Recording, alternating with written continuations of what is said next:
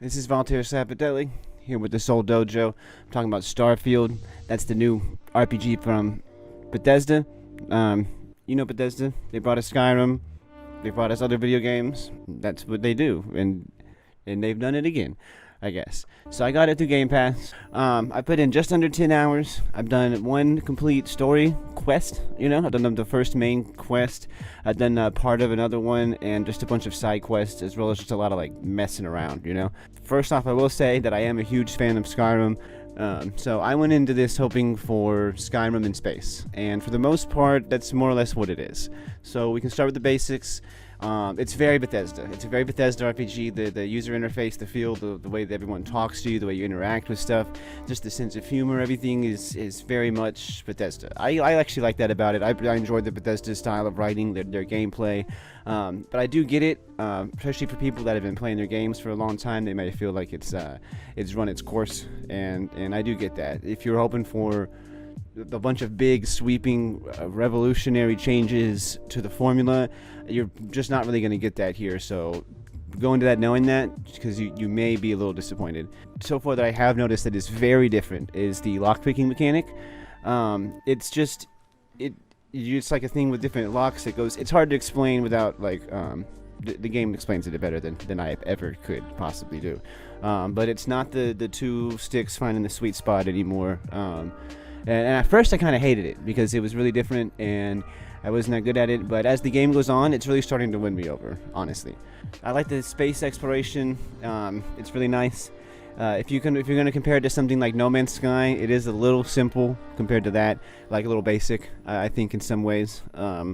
You're not micromanaging every little thing, at least not yet. I don't know if maybe that comes into play later, but I actually think that's good for this type of game. You can focus on the more RPG elements, which something like No Man's Sky doesn't really have. You can explore space, you can fly freely, you get into dog fights, there's other space stations and other ships that you can fight. You can shoot other engines and board them and dock them and and fight the people on the ship, and I think that's really cool.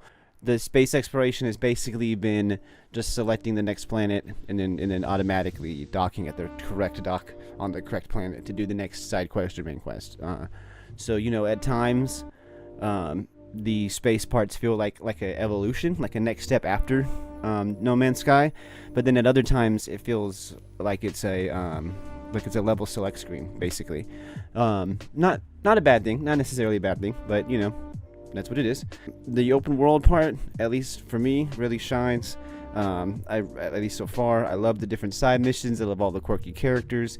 Like I said, with the space stations, the mining facilities, the enemy ships, all these different little things that you can fit on planet or in space that are basically like the caves or the bandit camps or outposts and whatever, like in the Fallout or Elder Scrolls games, and they're very unique to me. They're very varied and they're addicting. The gameplay loop is very addictive.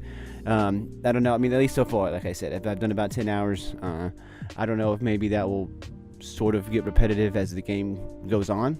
I guess we'll see. The ship design or the ship customization a whole lot.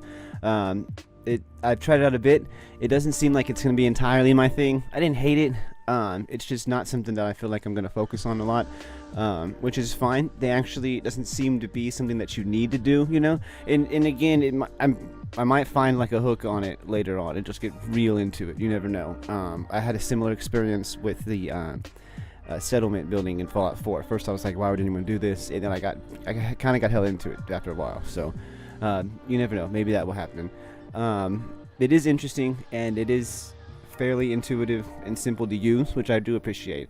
And the starter ship that they give you is pretty good. I'm assuming you'll be able to upgrade stuff and everything, so it seems like something that you won't have to do if it's not something that you like, but it does seem like it is deep and easy to learn if it is something that you really enjoy, which I think is a bonus. I really like the way that the game handles character creation.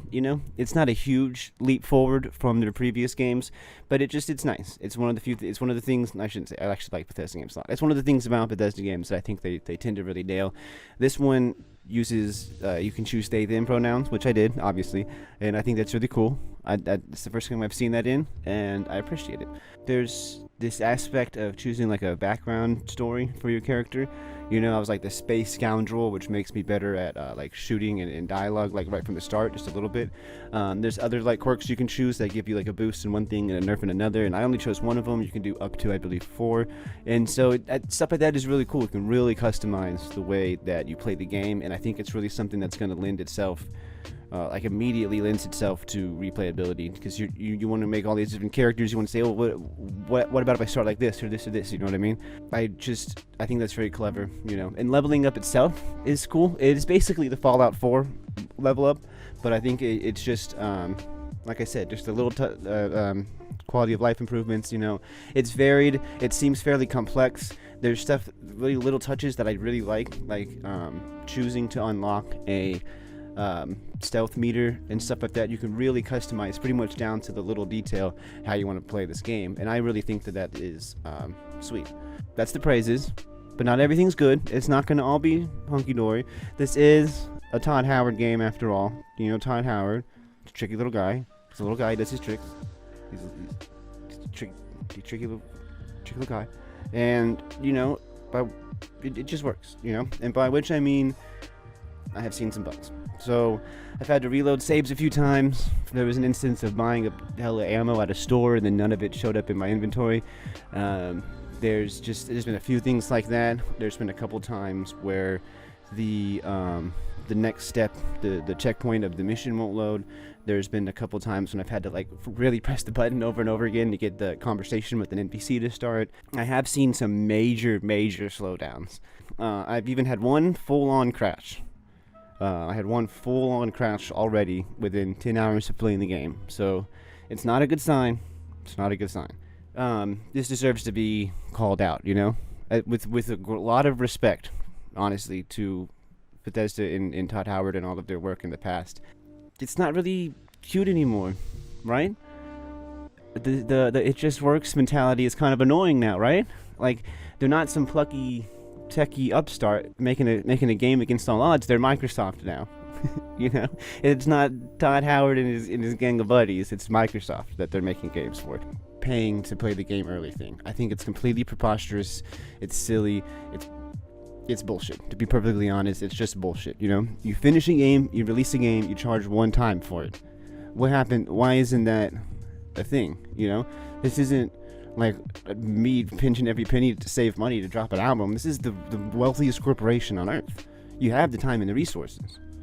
You know, there's like this weird false dichotomy in video games right now where it's like either you're gonna get a game that is incomplete and buggy, or the workers are going to get treated poorly. And I think that's kind of stupid, honestly. All that being said, overall, I am having a good time with this game. A really good time. I would recommend it, absolutely. The bugs aren't frequent enough at this point to think to call the whole game broken, and I do want to have patience that'll be smoothed out. You know, all these games release like this nowadays, so you can't, I guess, really put everything on there, but like I said, they do have the power of Microsoft behind them.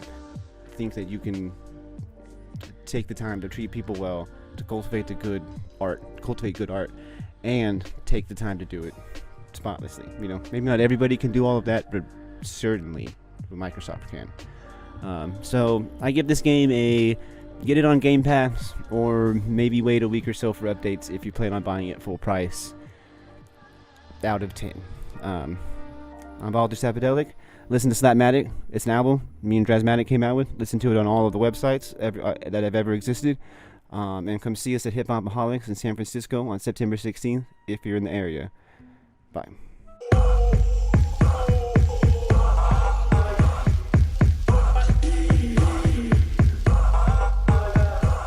Get your point across, get your point across. Get